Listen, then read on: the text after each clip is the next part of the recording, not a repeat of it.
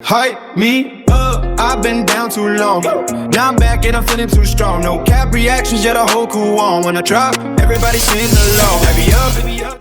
Yo, what's up, everybody? Welcome to NoCap Reactions, the realest place on YouTube for unfiltered, raw, straight up honest reactions. No gimmicks, no bluff, and definitely no cap. Stop the cap. You feel? We about to get into some more TikToks shit, you know what I'm saying? See what the fuck is going on with this world. Shit's going crazy. Hey, like and subscribe, hype me up, let's go. Let's talk about the Holocaust, Hitler, and what really happened. We've been fed a script by the victors, but the blueprints tell a much different story. What if Hitler, the man history calls one of the biggest monsters of all time, believed he was on a divine mission to stop the very cabal that enslaves us today? Well, he did. Go back to 1944. Look at the dots they refused to connect. Anne Frank was the symbol, but her stepsister Eva Schloss faced the reality. They edited Anne Frank's diary and turned a wartime tragedy into a global religion. But her sister survived the so-called death factories, and what she reported was much different. Camps were not extermination centers. They had swimming pools for workers, post offices, theaters, dental clinics. But have you seen what they're willing to do to people in the Middle East? They don't care about nobody. But let's talk about the gas chambers. They were actually high-tech showers to help people with lice. That's right, they were delousing showers. We're using typhus, Zyklon B, the pesticide used to save the labor force from a lice plague. In other words, they were helping the Jews. But as always, the cabal took the medicine and used it as a murder weapon, kind of like they're doing to us today, just a little different. Think about that and think about this. 1948, Red Cross confirmed it. 300,000 deaths, not 6 million. And what were the deaths from? Disease and allied bombs. It's like today, where the president is dropping bombs and victim blaming, kind of like they did in the Epstein files. But the families like the Rothschild and the Orsini, they needed that 6 million number. Why? To get your sympathy, so they could do whatever they want, so they could bankroll the New World Order. Hitler was not fighting a people or a religion, he was fighting a banking bloodline. He moved to decouple the world from the Rothschild debt trap. Same debt trap that got King Louis killed. Same trap that got Michael Jackson when he started exposing him. Same as Charlie Kirk. Same as JFK, Abe Lincoln. I think Trump was gonna push against him, honestly. But they got him with the Epstein files. Because they learned long ago, compromat wins the game. That's where you get powerful people in compromised positions. Hitler was actually standing against the Illuminati. Same people who have managed human history like a movie script or a human farm. Because he failed, the cabal won the right to write your textbooks, manufacture your guilt, infiltrate your borders. Boy, did they. It wasn't very long ago that our educational texts were received by Robert Maxwell, Ghislaine Maxwell's father, who was Epstein's best buddy. In other words, we've been programmed to worship the bad guy and hate the people who tried to stop them. Now the final phase is live. That's not ICE, that's IDF. The same people who think we're animals. I don't care what religion you choose, good people is good people. And it's time the good people come together. We don't just need to protect the world, we need to save it from the same people who have 200 to 400 fucking nukes. And they're all aimed at America. Why? To make an example out of us. Oh, Static G. What do you think about this shit? Like the lousing, the swimming pools, the Anne Frank shit. You think all that shit was fabricated? For entertainment purposes only. Do your own research. So let me know what y'all think in the comments, man. This shit is crazy. Let me tell you something. Story time, right? So way back in 1932, the German unemployment rate was 30%. That meant that 7 million people were out of work. And the German people, well, they were starving. They were poor beyond comprehension. And they were forced to pay enormous mounting debt to foreign powers. Guys, that's enough. And just to give you context, guys, you don't know how this story goes. The German central bank, well, it was privately controlled by the Rothschilds. And so in 1933, this no-name painter, well, he came into power out of nowhere. And he immediately sets out to restore the German economy and to free the German working man from the Rothschilds' debt slavery system. So this painter, well, he kicks out the Rothschilds, just like Putin just did in Russia. While we're over here taking over Venezuela to install their central banking system, the Rothschild central banking system, because it's one of the few countries who've been able to refuse up until now because of their bloodlust for world domination. Well, they were able to get DJT to go do their bidding for them and to remove Maduro and install their Izzy dictator, just like they did in Mexico when, over 100 assassinations took place in their presidential election and their race where another Izzy woman was elected. Just a coincidence, I'm sure. Just a coincidence. And yeah, maybe you don't know this because the Izzy-owned mainstream media, they don't cover any of this for obvious reasons. But yeah, Mexico and their entire country is in mutiny over this shit. Anyhow, so this painter, right, he takes Germany off of the Rothschilds-controlled gold standard and issues new debt and interest-free money to the German people.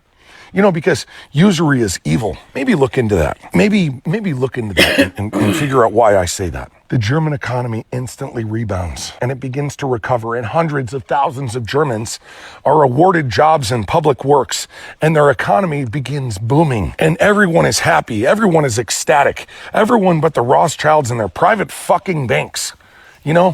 These people who are the scum of the earth. So back to the story. Yeah, Germans, well, they start to build a mighty infrastructure with the new money system that has been awarded to them. And they begin to value the work of physical labor because that's the kind of thing that people can count on and that they can work for and that they can be proud of, because just like the good old days. So this painter, he begins building world-class stadiums and transportation systems that the world had never seen, at least not the new world, but that's a topic for another discussion. German engineers, they become the new standard of excellence, and they begin to lead science and in biology and in health and in physics and in mathematics and in fucking everything. So at this point, the Germans are thoroughly satisfied with this new painter who had recently come into power, and they thank him for freeing them from the debt slavery of the Rothschilds. And while hundreds of thousands of modern houses are being created throughout Germany, and the Germans unexpectedly become incredibly wealthy because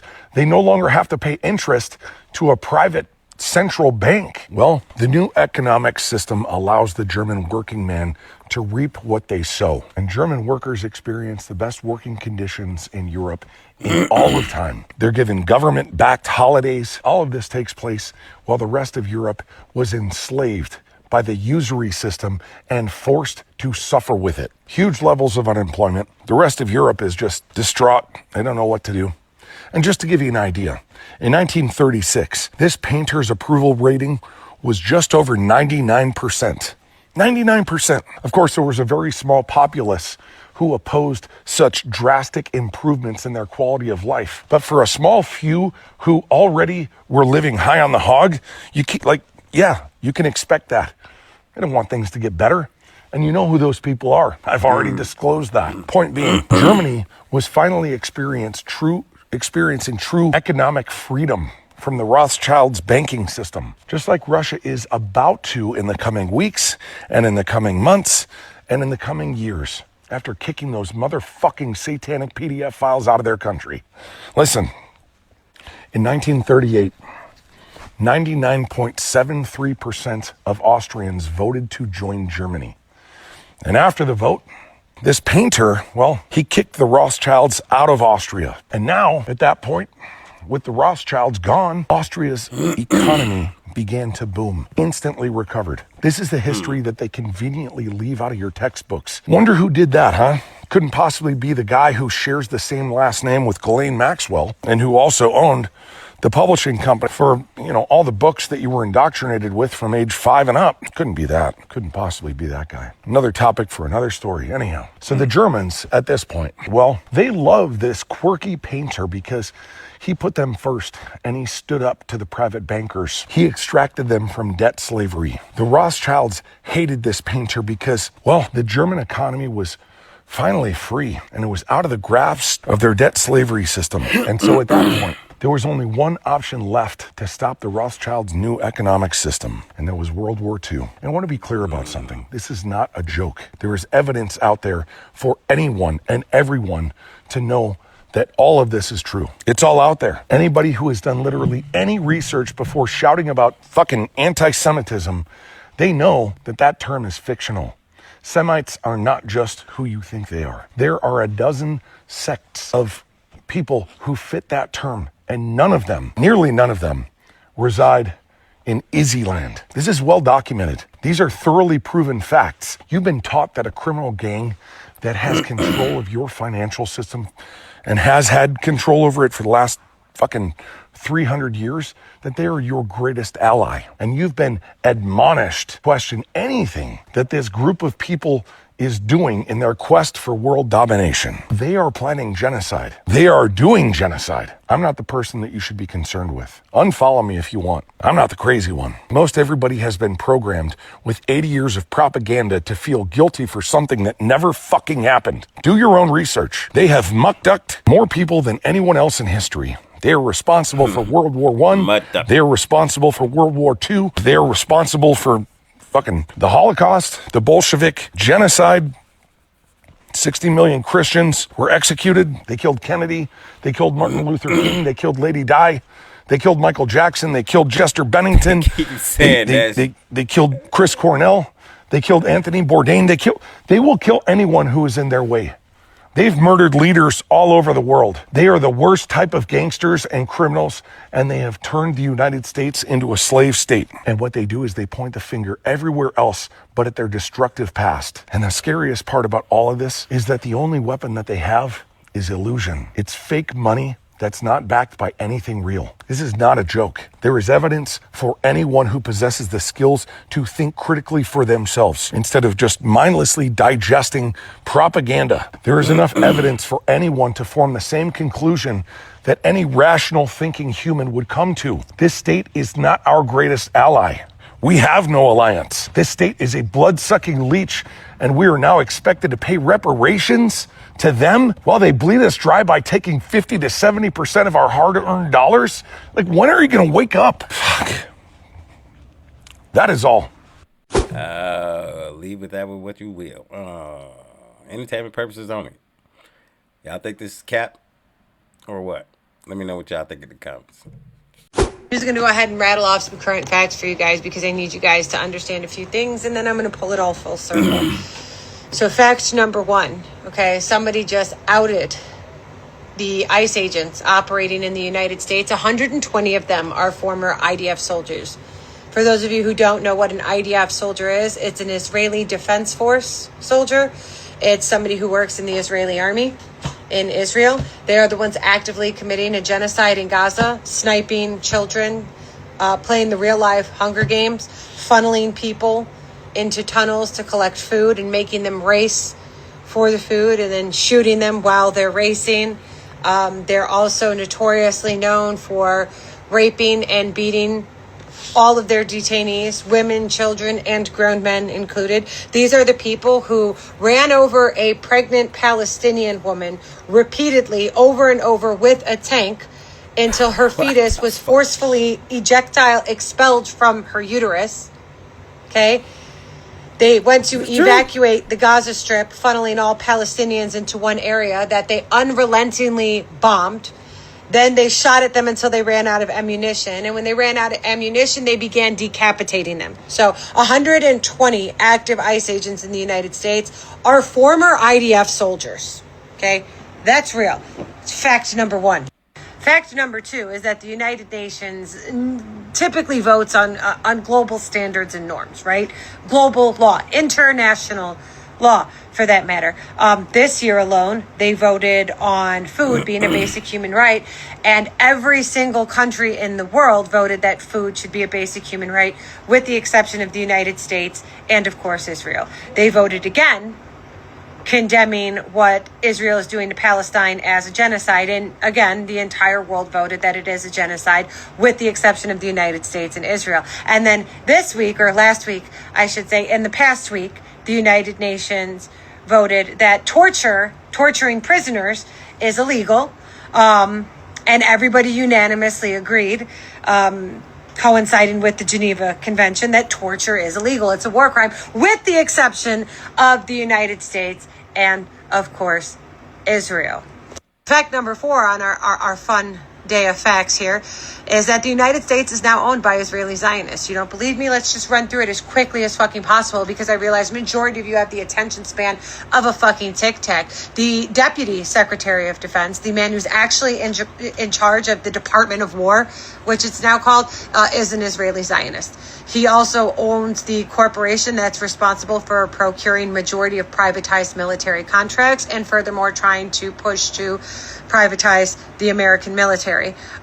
He is also a chairman on the Oversight Intelligence Board that advises the President of the United States on all military intelligence matter. Okay, Big Pharma is owned by Israeli Zionists. Hedge funds that owned 1/3 of the single family homes and rental properties in the United States, aka BlackRock, the primary shareholder of BlackRock, who owns majority of real estate not only in the United States but across the entire fucking world, is an Israeli Zionist. 98% of congressmen and women, being your senators and your House representatives, have taken AIPAC money, which is owned by Israeli Zionists. Okay, your Supreme Court justices have taken AIPAC money. The President of the United States and the Vice President have taken AIPAC money. The largest contributor to J.D. Vance's campaign was Oracle, which is owned by an Israeli Zionist. And they also recently purchased TikTok, which is the app your children spend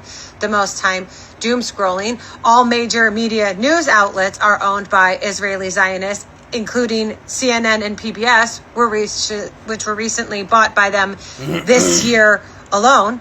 Your private retirement, like your Roth IRA, your 401k, your regular Roth, your pensions, etc.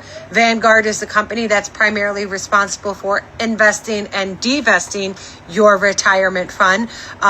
They're owned by an Israeli Zionist who also purchased $500 million in Israeli government bonds after October 7th.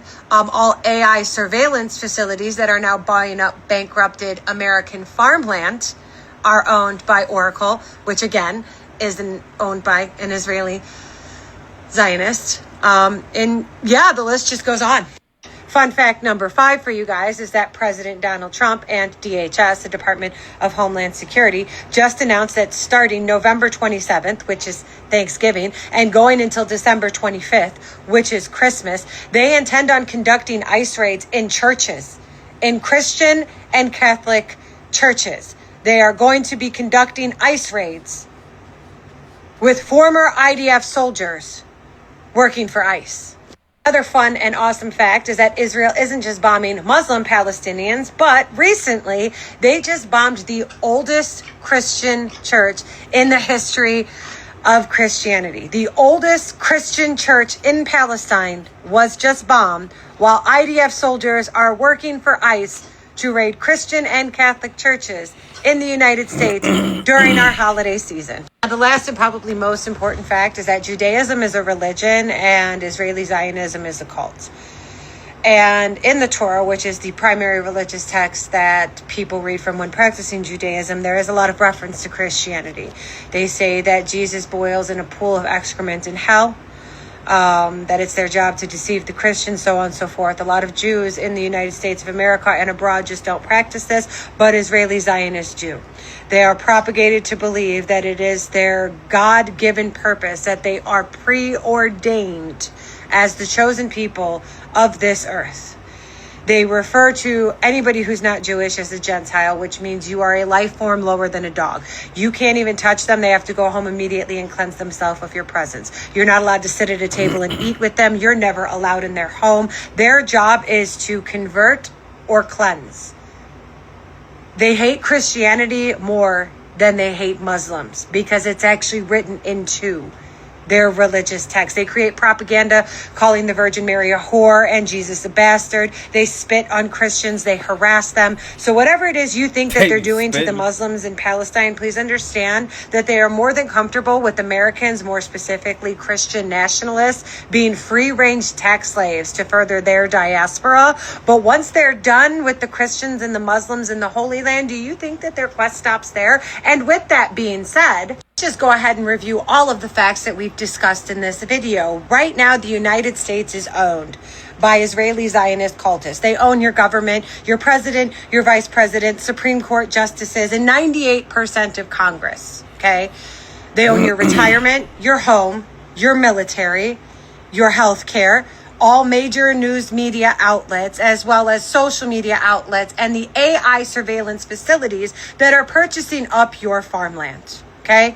They own the United States, and they use the United States to globally vote in favor of starving people to death, torturing them to death, and furthermore, committing a genocide, which they've given us a strong example of how that's going to play out with what they're doing to Palestinians. And they're doing this because Palestinian Muslims are native to Palestine.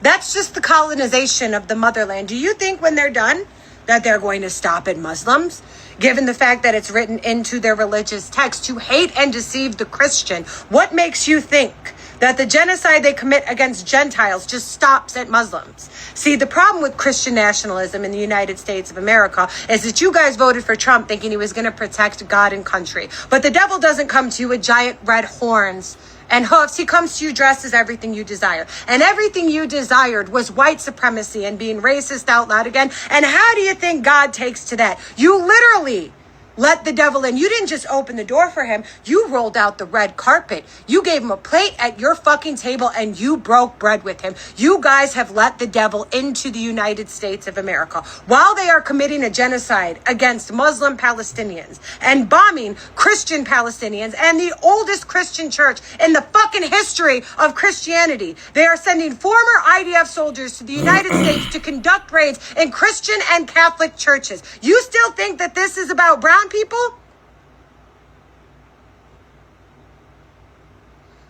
If you claim yourself one of those red-blooded Americans who loves God and country and avidly supports your Second Amendment so that you have the constitutional right to protect God and country, now would be the time to buck the fuck up.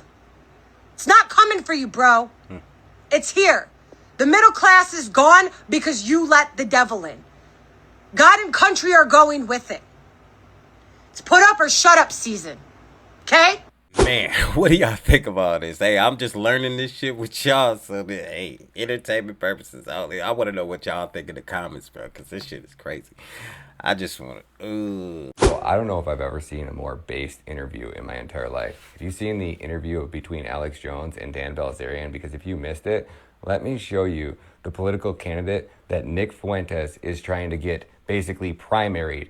And Nick Fuentes is backing Rep. Randy Fine. You can't make it up, but check this out. This is where the America First movement has went. Nick's America Last movement has went to now backing Democrats and backing Rep. Randy Fine. I don't know. I can't make it up. But anyways, check this out. If you were the president, what would you do? I would declare war on Israel. I would cut off, I mean, at a minimum, I would cut off all foreign aid. I would let Iran have free will to do what they want with Israel. I would kind of let the problem probably take care of itself, to be honest, because if we stop defending Israel, I think they would get what they deserve. They have been persecuting these Palestinians. They've been operating apartheid. They've attacked all their neighbors. I mean, they bombed 7 countries in a year. They continue to just have unprovoked aggression. I mean, they are a total terrorist nation. I just don't understand how they're not qualified as a terrorist nation. They have nukes. They acquired them illegally. They refused to sign the Nuclear Non-Proliferation Treaty, and they said that they would just kill everybody if they feel threatened. So, please tell me, Alex, how does that not make them the greatest terrorist threat to the world today? Listen, I love a good conspiracy theory as much as the next person. Okay, I think that they're amazing. How do you not think that the Holocaust happened, though? Like, I'm just, out of all the conspiracy theories, I feel like that one is less conspiracy and more just, like, dumb.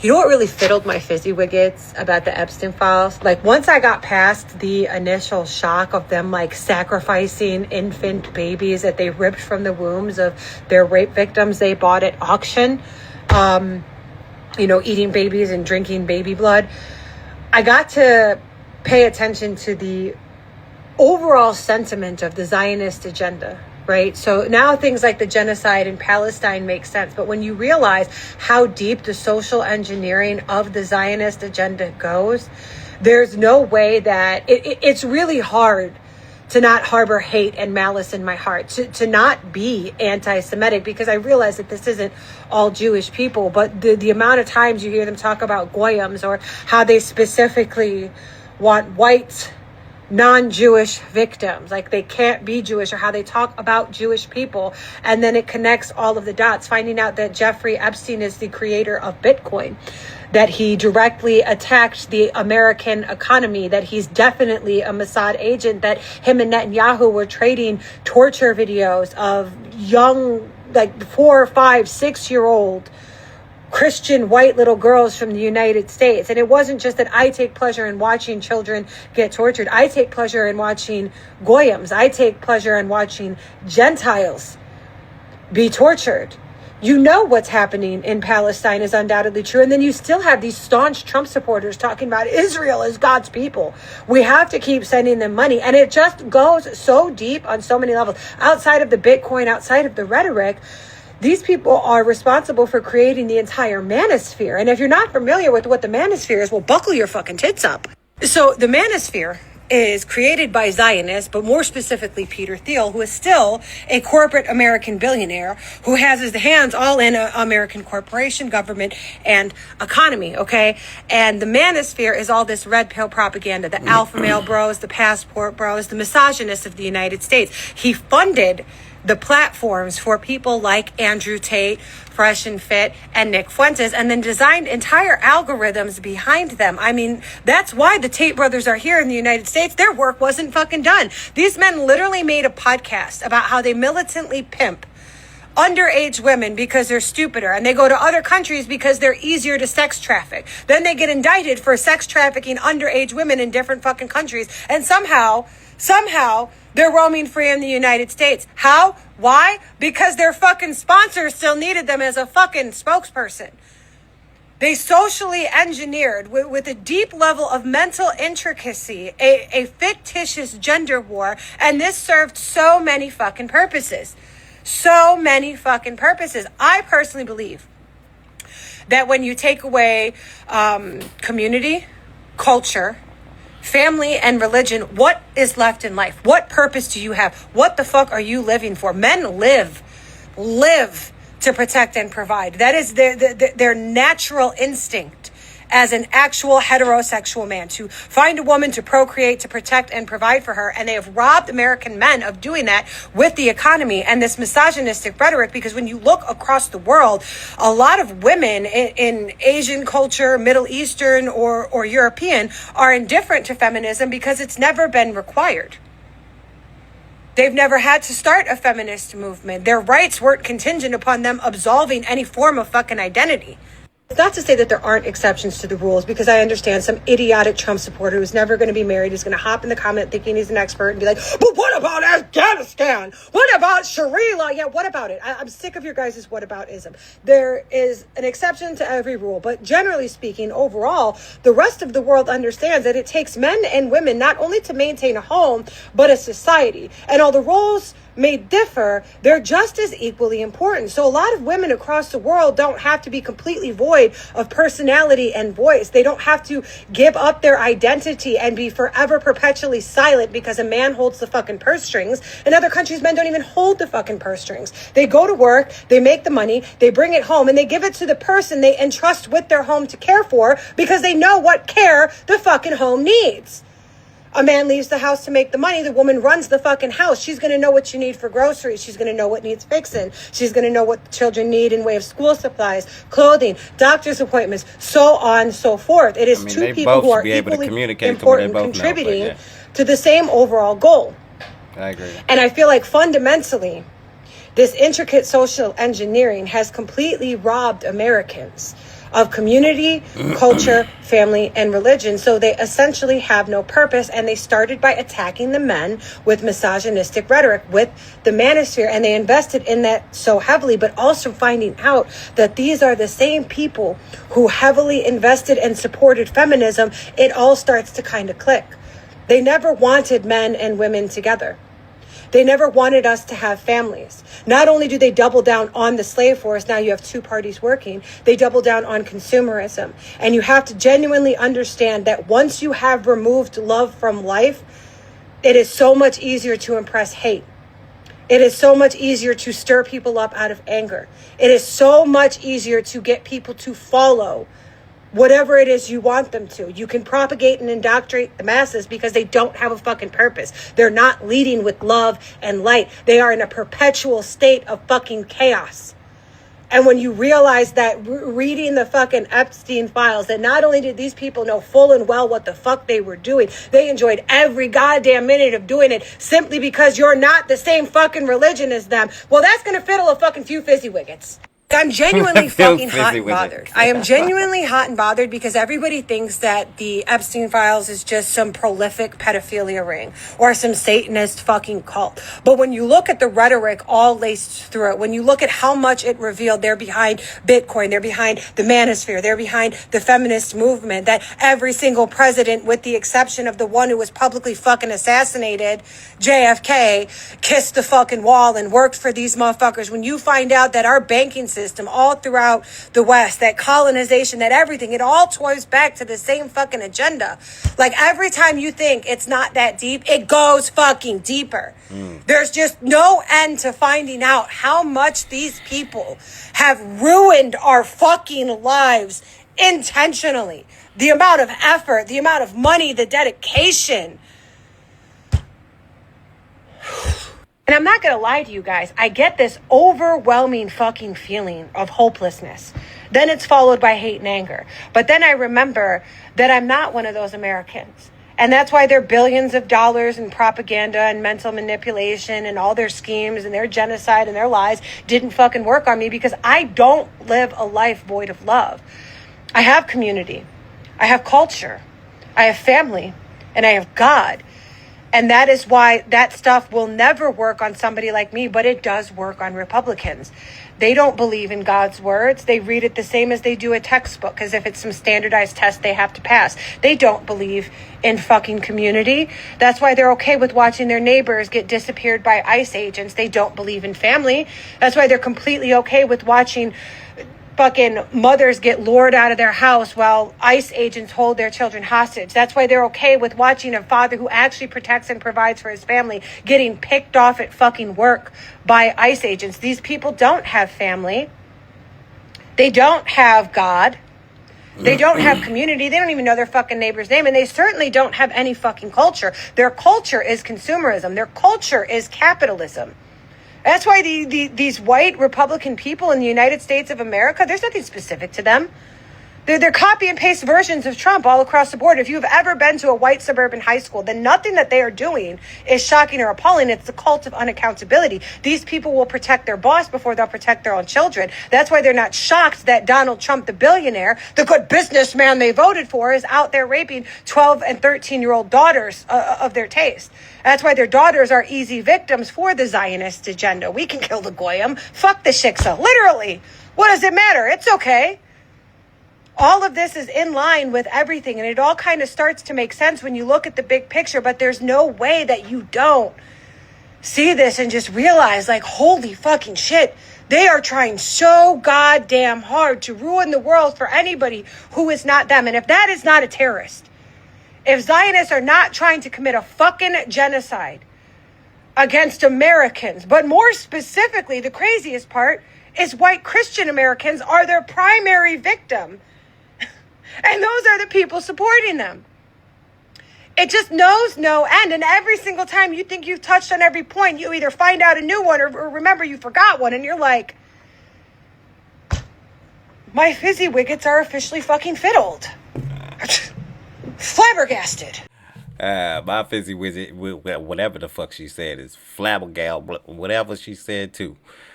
Now, I got a few questions. Right. She kept talking about the feminist movement. You know that the feminist movement was used mostly towards the black communities to break up their families. So they're also after us. So if we don't come together, I don't know what's going. I mean, another thing. all these MAGA people, they keep talking about racist stuff and all this other stuff, and then talking about Jesus Christ and God. And y'all gotta remember that in the Bible, it actually does say that Jesus is a man of color. Hair like wool, feet of bronze, charcoal. Like, I don't really understand. But that is it for this one, y'all. Let me know what y'all think about all this in the comments. What do y'all think? Y'all think all this is true, or y'all think all this is cap? Let me know what y'all thinking, and I'll catch y'all in the next one. Go. Hype me up, I've been down too long. Now I'm back and I'm feeling too strong. No cap reactions, yeah, the whole crew on. When I drop, everybody sing along. Baby up,